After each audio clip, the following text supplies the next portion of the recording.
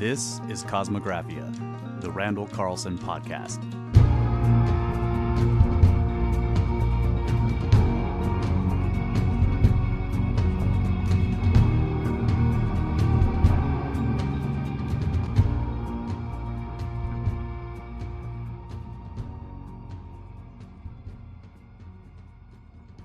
So yes, that's one of the important points here is that, you know, for nearly 100 years, going on maybe 80 or 90 years, the idea has been out there of lateral motions of the Earth's plates.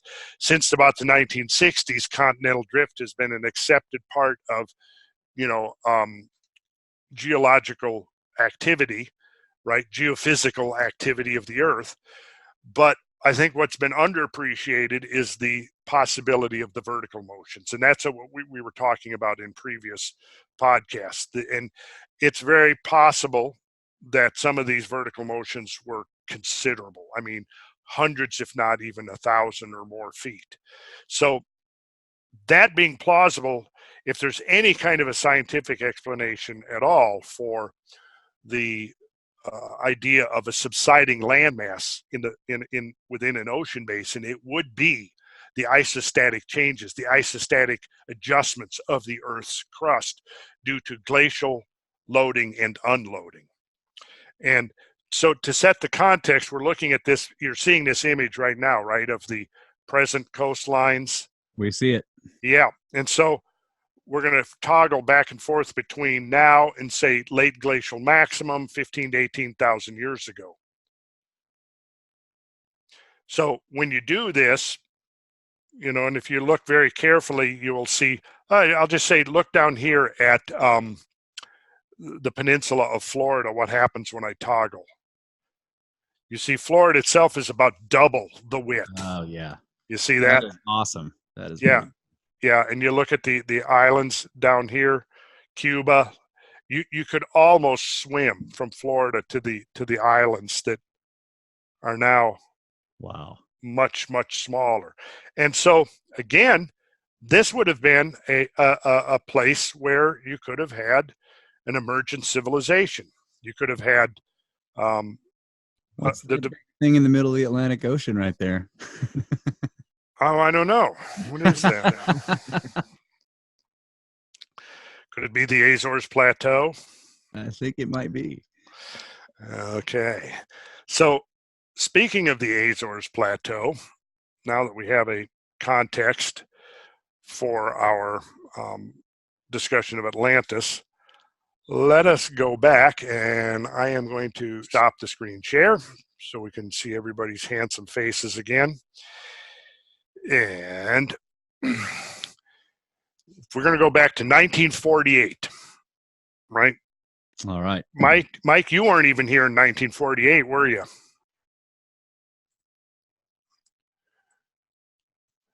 You're a little bit older than I am. We're both baby boomers, right? When you were born? 1950, 1949? 49. Okay, so think about this, Mike. A year before you were born, there was an expedition. This actually came out it was published in National Geographic. And it was Maurice Ewing, who is one of the godfathers of modern marine geology and oceanography. Maurice Ewing, E-W-I-N-G. The title of this article that appeared in National Geographic, it was the headline article for 1948, was Exploring the Mid-Atlantic Ridge. Okay, now we should take a quick look at the Mid-Atlantic Ridge so people can see what we are talking about here. We looked at it before, but let's revisit it because so you can have the visual imagery of this. Okay, here's a great little map from, I actually scanned it out of one of my old books that I probably had in high school even. So we will do a share, and here we go. All right, we see it. Here it is. You see how it's actually, look at it coming all the way from Iceland up here, on down. It arcs around, comes down here. So this is the Mid-Atlantic Ridge. And you'll see right here, if we go west from the Strait of Gibraltar, which in the olden days was called the Pillars of Heracles, we come to the Azores Plateau, which is this feature, which is this right here. And what we have here is a triple plate junction. We have three plates. We have the North American plate, we have the Eurasian plate, and we have the African plate, all meet right here. And I think I have a more detailed version of that. So that, yes, here we go. Let's take a look at this one. Right, here we go. Okay, now you can quite clearly and distinctly see the Azores Plateau right here, and you can see the suture line that comes down here, separating the North American plate here from the European plate here, sometimes called the Eurasian plate, and the African plate here. So this is a triple junction. So a triple junction is going to be one of the most flexible and thinnest pieces of crust on the planet. So the theory would be that this isostatic compensation, which causes vertical movements, could be strongly localized around this particular zone of weakness right here. So you can kind of picture this kind of an effect, and you get these large transform faults that are coming essentially at right angles to the ridge. You could realistically think of those as almost like the Earth's stretch marks. So the question would be, is it possible that this Azores Plateau was significantly immersed during the last ice age? And I think the answer to that would be it quite likely was. We know that today there are just mere islands there, but we know that those islands are the tips of mountain ranges. Aren't those lines also, aren't they also related to the fact that there's material, like at that ridge, isn't there like a generation of material, like the plates are moving apart because the mantle is coming up and forming seabed there or something like that? Yes, you have upwelling of magma that comes up and then flows laterally to the west. Right. And so to the west and the east. So what's happening then is you move away from the youngest basalts are going to be closest to the ridge itself. Right. Because as they're upwelling and spreading out, the further you get from the ridge, the older they get. Yeah, I remember reading that that was how they were finding evidence of shifts in the magnetic poles of the Earth. Because, Yes. So here's just some of the nomenclature of that particular area. This is the Azores Islands, and this is called the Atlantis, curiously, the Atlantis Seamount, the Plato Seamount, the Great Meteor Seamount, and Cruiser Seamount. We'll be getting back to those. We'll have further discussions on that. So having now placed the context, I want to go back to 1948 and Maurice Ewing and his work and discoveries, which I think leads us into the modern period of discussion about Atlantis.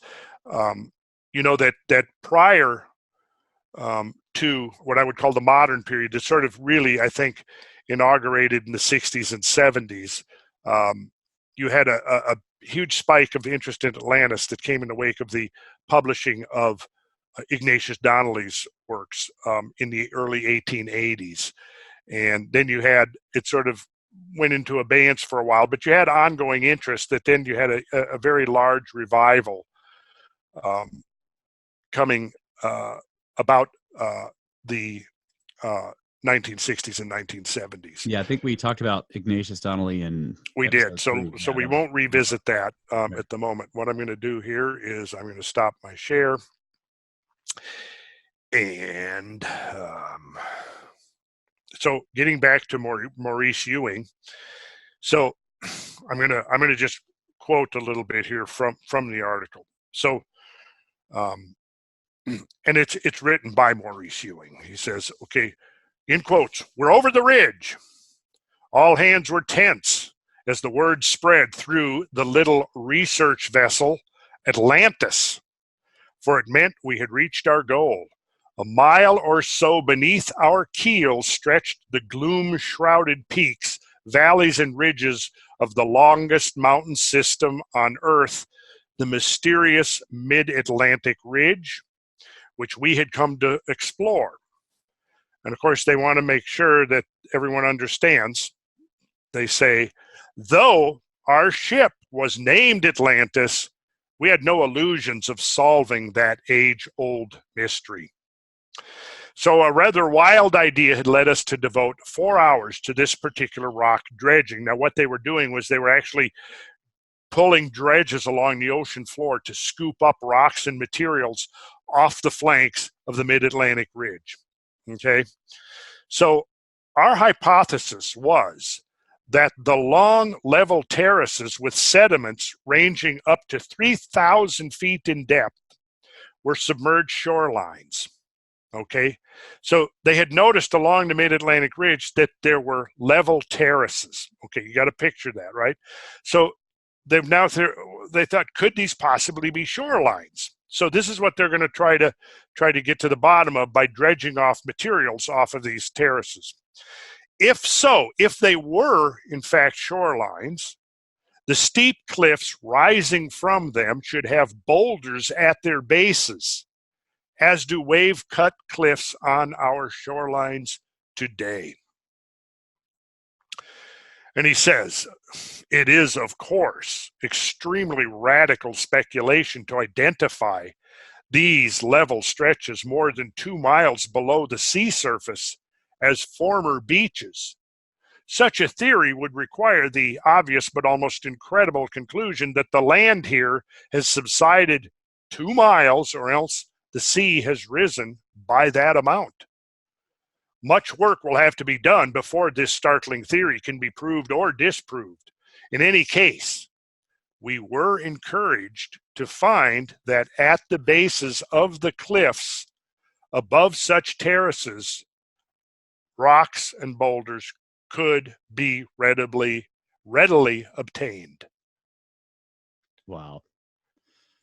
He says, then about halfway between New York and Bermuda, we brought up one of our most remarkable cores. It included sand like that found on beaches. How did beach sand get here, 300 miles away from any shallow water? I decided that it must have come from a mountain now beneath the surface of the sea, and predicted that such a seamount would be found nearby.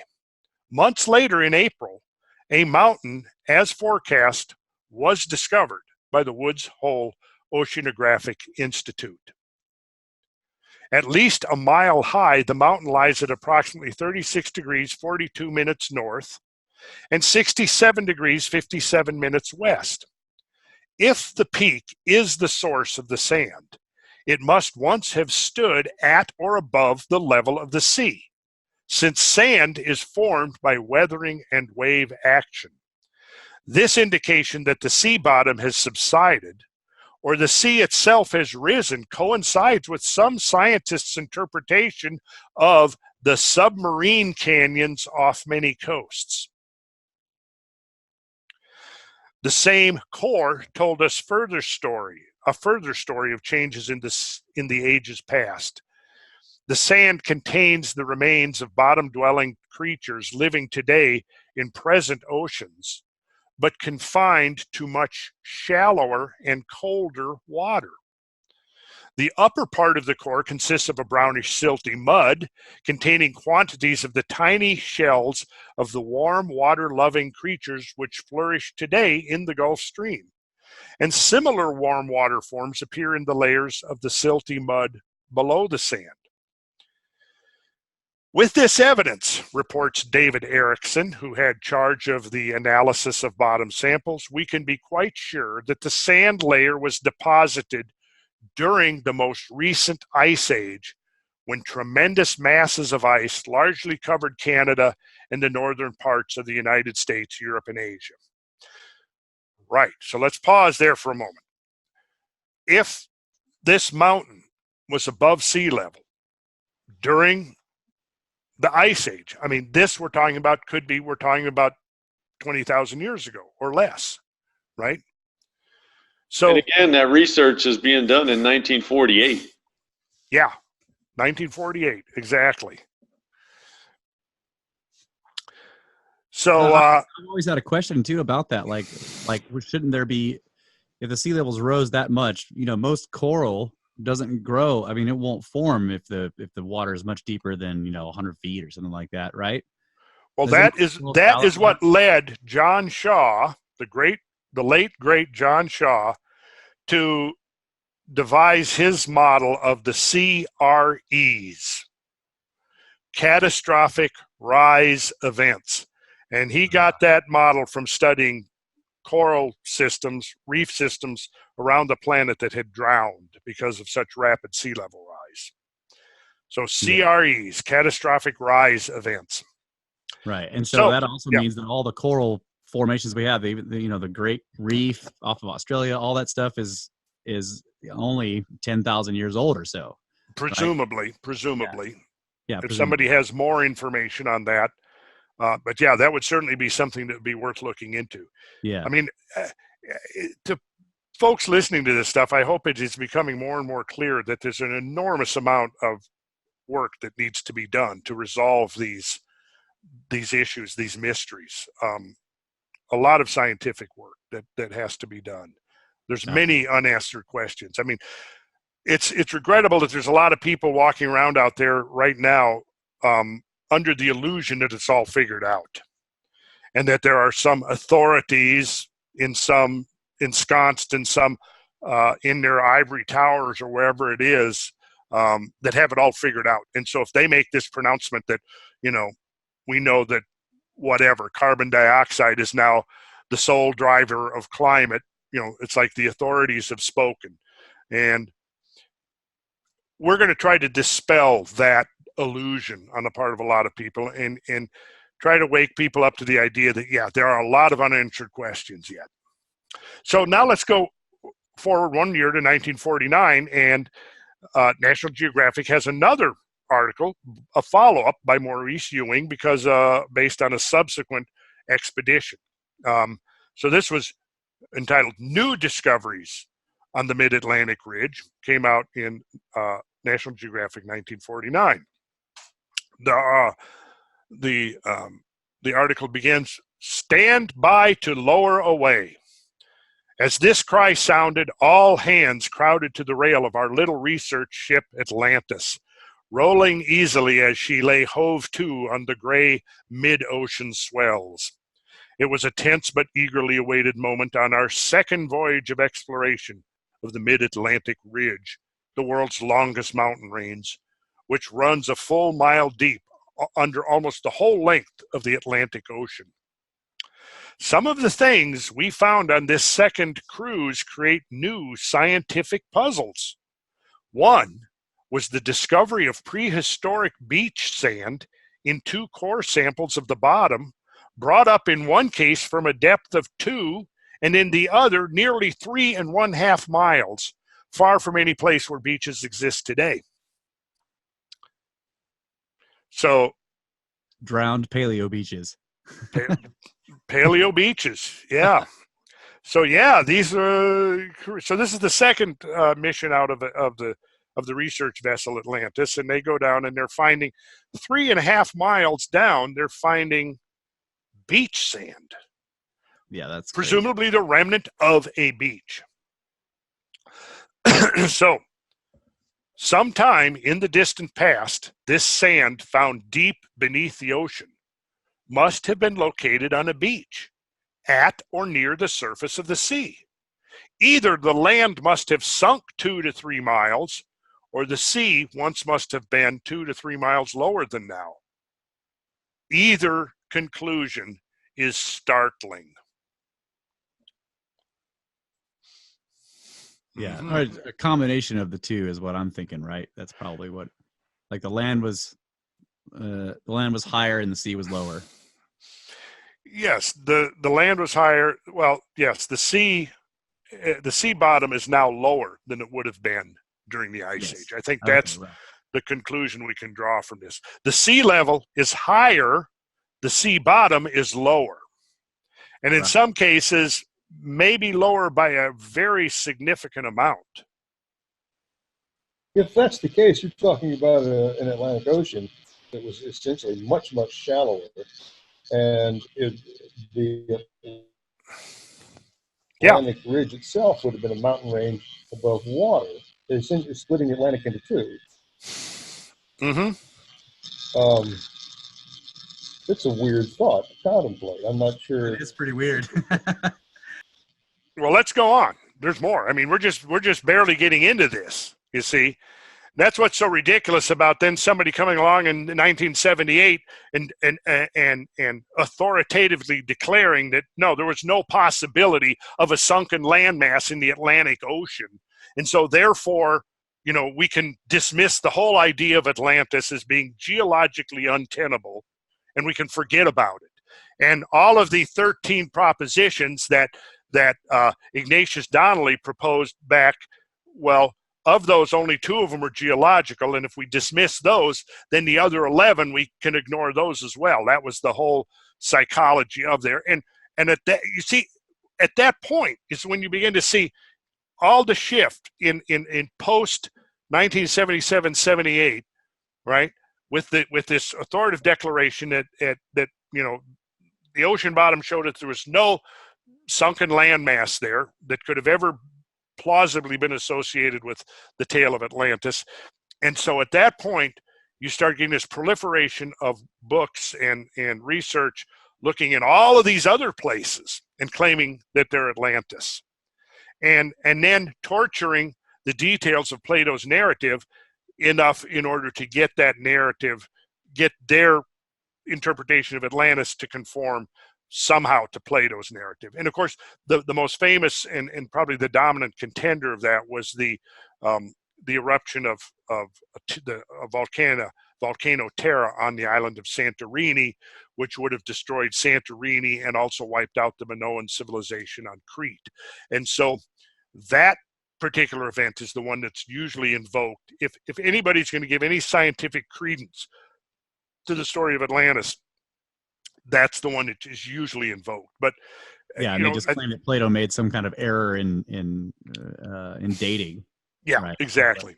He was off by a factor of 10 or something like that. Off by a factor of 10. That's exactly right. So not 9,000 years before Solon, but 900 years. See, and every one of those works, and I've read maybe 5 or 6 of them, enough to get the gist of it. Every one of them will deviate and say, well, no, what Plato really meant, you know, when he described this was this, not, he didn't really mean to the west of the Pillars of Hercules. Yeah, what Plato really meant was my theory is right. Yeah. So what I'm trying to do is just go back, detail line by line, what does Plato actually say, and is it possible to construct a model that's entirely consistent with Plato's narrative? Either it is or it isn't. If it's not, then, you know, let's forget all this Atlantis stuff and say, look, what you've discovered and what you've researched may be very interesting. There's no doubt that the story of the great eruption of Terra and the destruction of Minoan Crete is a hell of an interesting story, and it's important.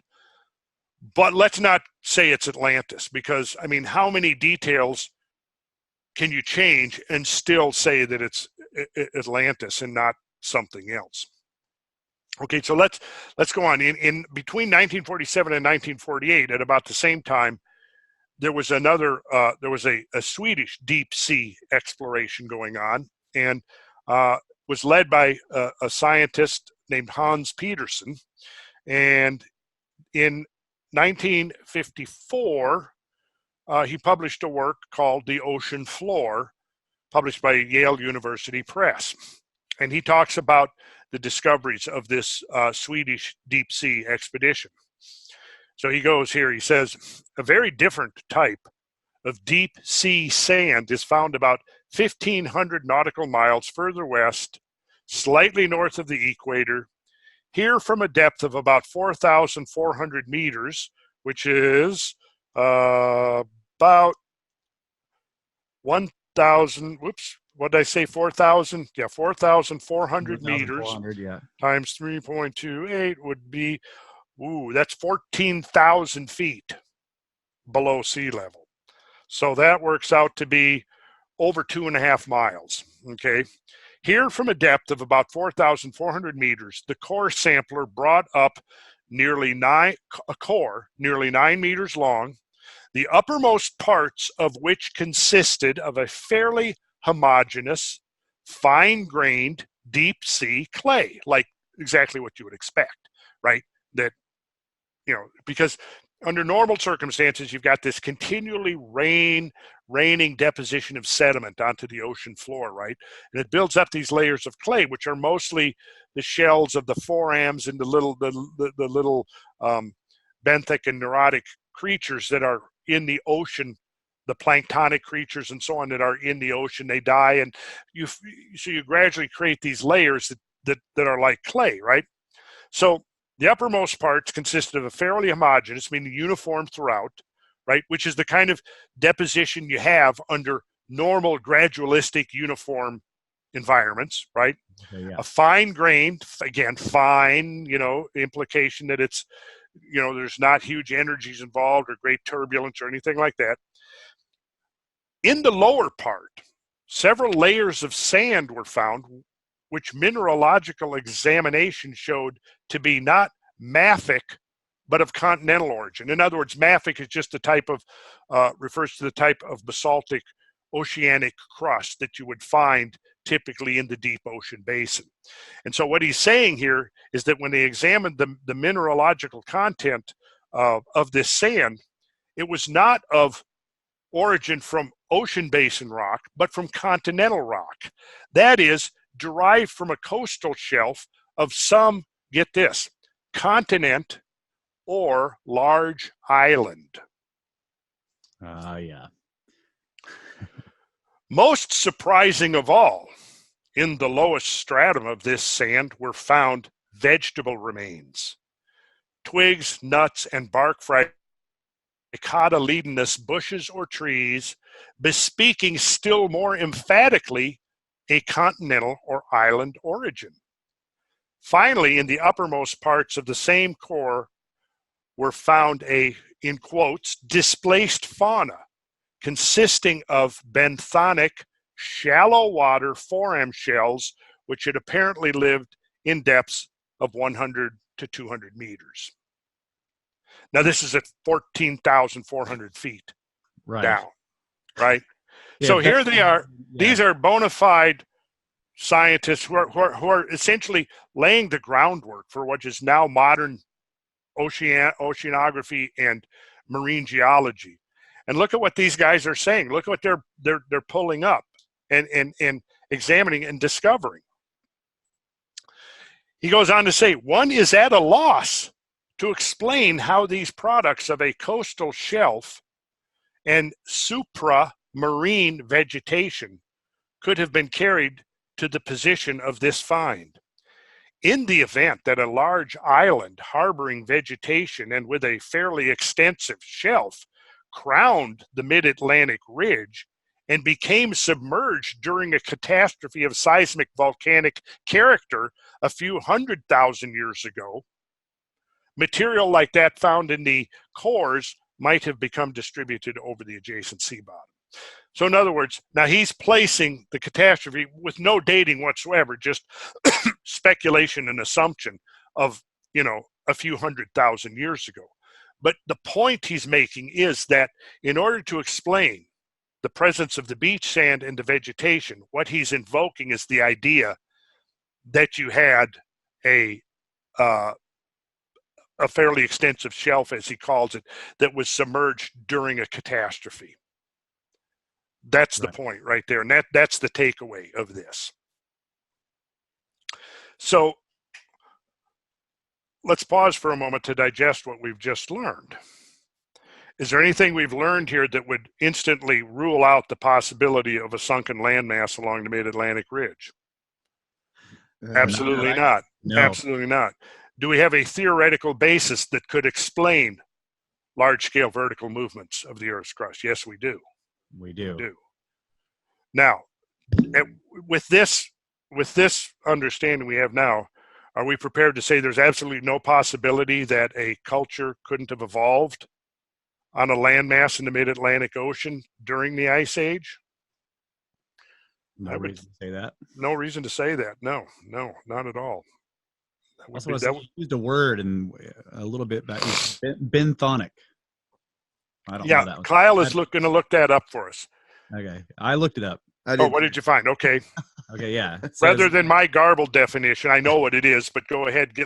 Let's get a good, concise definition. Adjective of or relating to or happening on the bottom under a body of water. Yeah, on the bottom.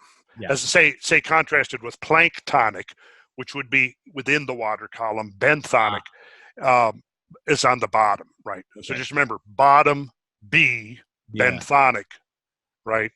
Cool. Yeah. I have a question. Okay. Shoot. Now, assuming such a thing happened, you've got the massive deglaciation, water pouring onto an essentially shallow ocean, and in the middle of which is a massive rift where three plates come together, which is capable of giant flexure. Wouldn't that cause much more damage elsewhere? Wouldn't it wouldn't be confined locally? Wouldn't there be evidence around the globe? Mike, this is an excellent question. Excellent question. And it is a question which, in the course of this, I fully intended to address. So it's great that you brought it up, and if we have enough time tonight, we'll get into that some. I did want to show one thing here, though, that this is from a study that was published back in 1988, and it was published in the journal Science, and it's entitled "The Position of the Gulf Stream During Quaternary Glaciations." Now, Quaternary is the last 2.5 million years where we've been talking about the planet has lurched back and forth between a glacial and an interglacial age. Right. So this is by T. Keffer, D.G. Martinson, B.H. Corliss, 1988, Science, The Position of the Gulf Stream During Quaternary Glaciations, which would include the last glaciation that we're talking about here. So they're talking about a gyre, which is a circular motion of water in each of the major ocean basins. The water within each gyre turns clockwise in the northern hemisphere, counterclockwise in the southern hemisphere. Okay, because now those gyres rotating can leave evidence of them shifting because of the way they will move material and erode the bottom of the ocean and so on. So this is now quoting from that article, The Position of the Gulf Stream During Quaternary Glaciations. In the present-day North Atlantic Ocean, the boundary between the subtropical and subpolar gyres, so subtropical would be either above or below the equator, the right? Subpolar would be below the like the Arctic Circle. So you've got, if you look on a global map, you would have a gyre rotating clockwise in the northern hemisphere, right? So like this in the southern hemisphere, but you've got two gyres rotating, right? So where they meet, the boundary, that's the part that's interesting. So it says here, in the present-day North Atlantic Ocean, the boundary between subtropical and subpolar gyres runs southwest to northeast from the Hatteras to the Norwegian Sea. The warm Gulf Stream and its extension, the North Atlantic Current, coincide with this boundary. In contrast, during the last glacial maximum, approximately 18,000 years ago, the gyre boundary and associated currents were more zonal and located further to the south. And I prepared a little graphic here to show. Let's go to share so we can all see. Share, let's go here. And we'll open. So during the Ice Age, there was the Gulf Stream. Oh, yeah. You see what it's doing? So it's diverting south hundreds of miles further south than it does now. So it's not carrying that warm air, those warm air masses to Northern Europe, which is going to contribute to Northern Europe becoming very, very cold. But look what it is doing. It's wrapping, almost embracing the Azores. You see that? What do you think that's going to do? Here comes the equatorial waters coming up along here and just wrapping around the Azores. What do you think that's going to do to the climate there? Yeah, It's going to warm it. warm it up. It's going to bring a lot of warmth up there. Yes, it is. In fact, during the cold of the Ice Age, that might be a really nice place to live. Yeah, that's it. It does that same thing for Great Britain now, doesn't it? Yes, yes. But in a way, even more so here.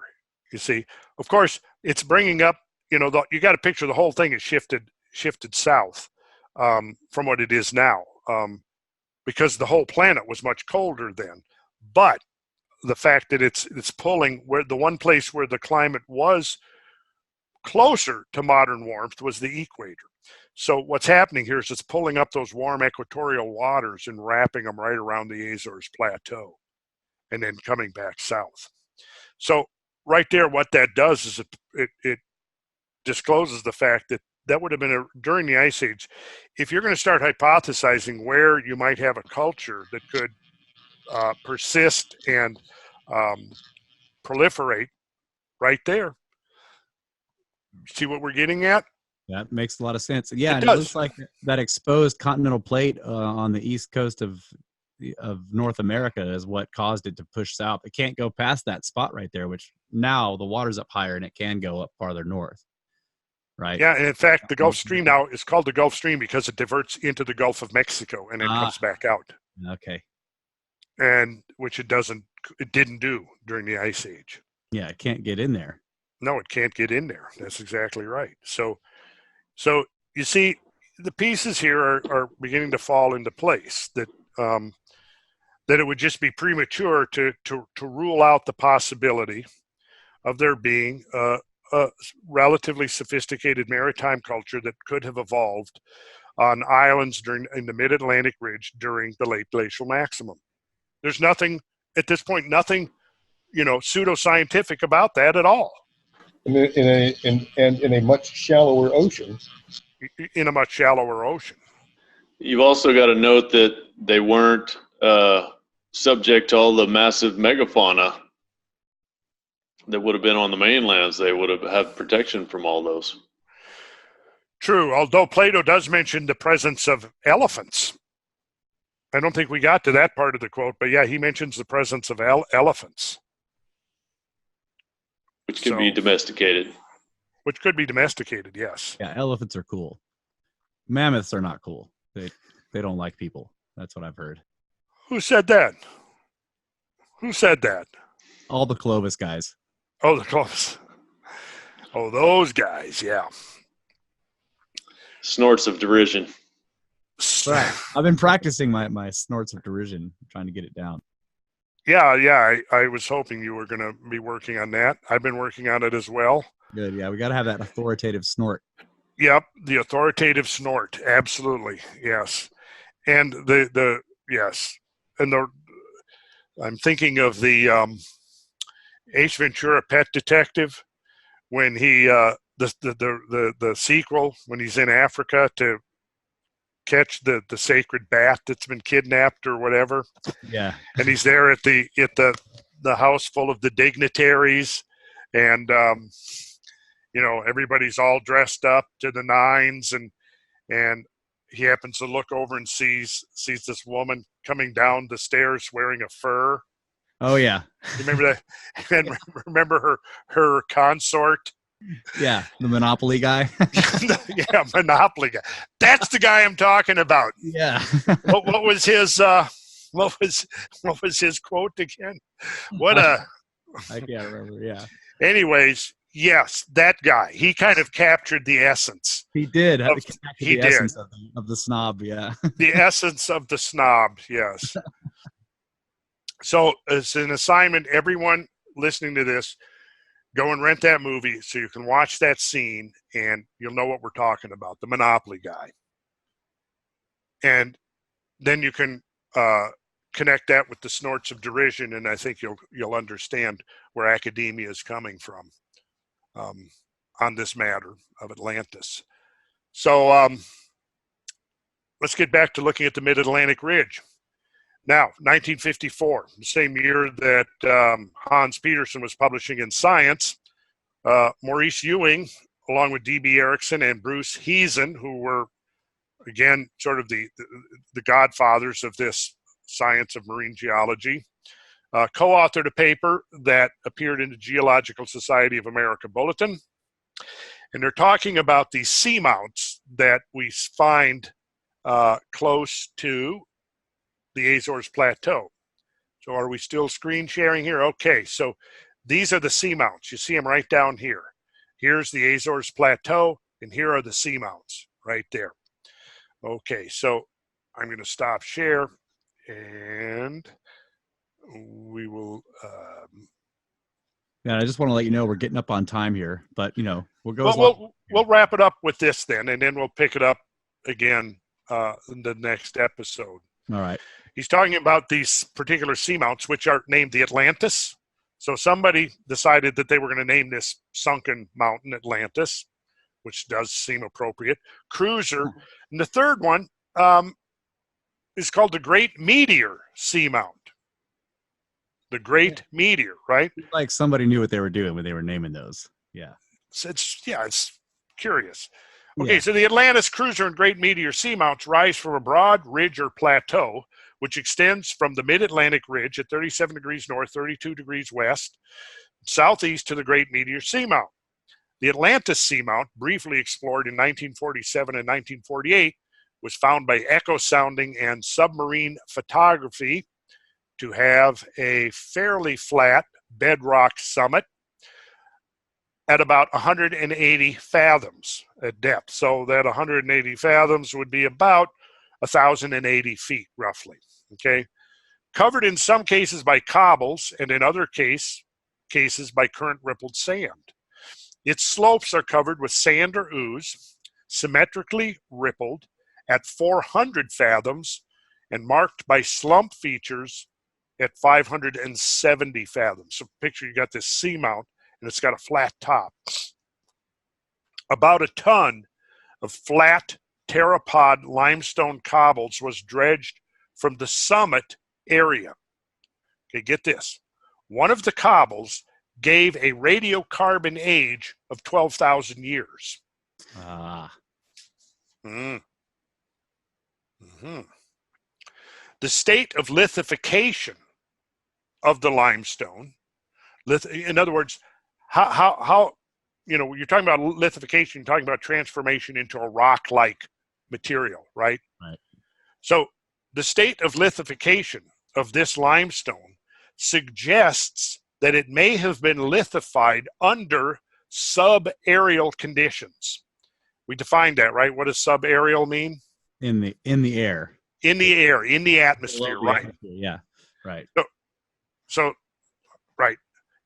Again, the state of lithification of the limestone suggests that it may have been lithified under subaerial conditions and that the seamount may have been an island within the past 12,000 years.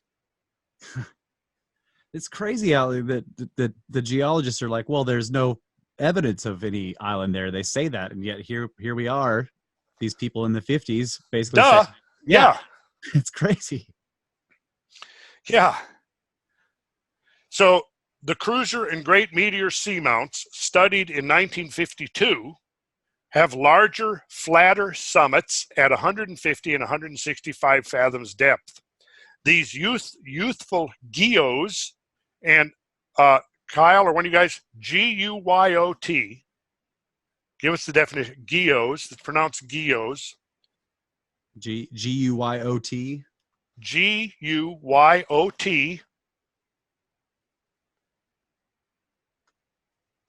Looking it up. A flat-topped submarine mountain. Good. Okay, there we go. Yeah. Simple. Flat-topped submarine mountain. These youthful geos may have originated as volcanoes, which were later capped by limestone and more recently have sunk beneath the sea. So, yeah. Yeah, I agree. It's crazy that this. I mean, these guys were doing science. Oh, yeah. Why was it thrown out? Is it just totally ignored, or did somebody come along and say, "Oh, this is all not right"? Well, and I remember that in that thing he read about where they were basically trashing Ignatius Donnelly's stuff, they built a straw man of a continent first, Right. and then say there's no evidence of that. But Yeah. I mean, as far as actually addressing the science, of Right. what they did to come to these conclusions. Yeah, well, so far what we've seen is there's nothing inconsistent in the science with the idea of there having been in fact, there's even a term that applies to the Azores Plateau, a microcontinent. And we know that microcontinent, and we'll get to that. These further studies show that it is composed of continental rock with continental minerals rather than basaltic oceanic rock. And the explanation there is presumably that when the spreading occurred, you had chunks of the continental continent essentially left behind, flanking the mid-Atlantic ridge. And so you've got this chunk of this granitic material, almost like a tooth, with a root going down into the basaltic oceanic crust. And as the oceanic crust heaves up and down, it's carrying this microcontinent with it. Yeah, Yeah, that's cool. that is cool.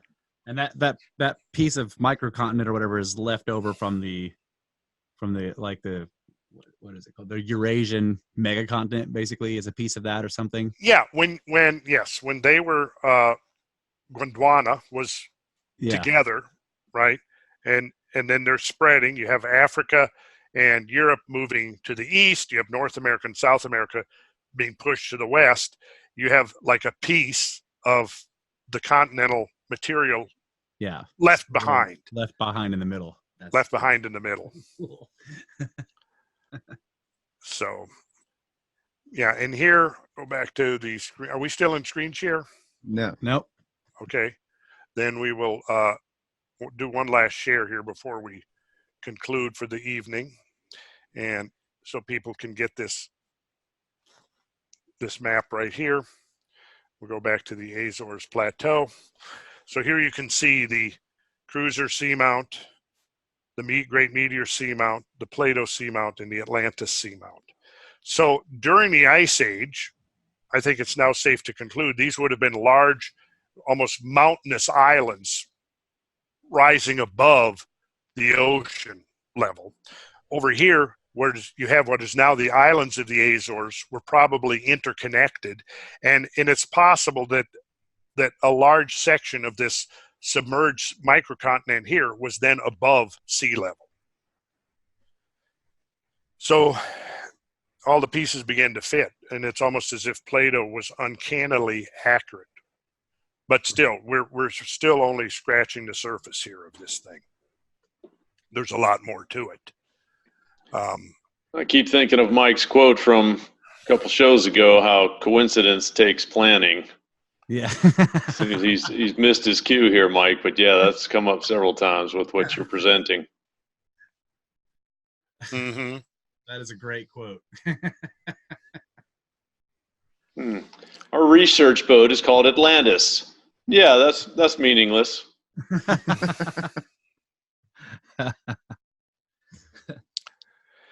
So we can pick it up next time with talking further about these sunken seamounts. They're pretty interesting. They actually do fit the narrative. Damn it. Thanks, everybody. It's been a pleasure.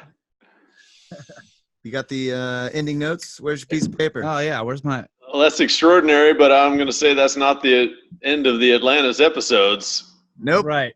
It's not the end of the Atlantis episodes. You rock, Randall.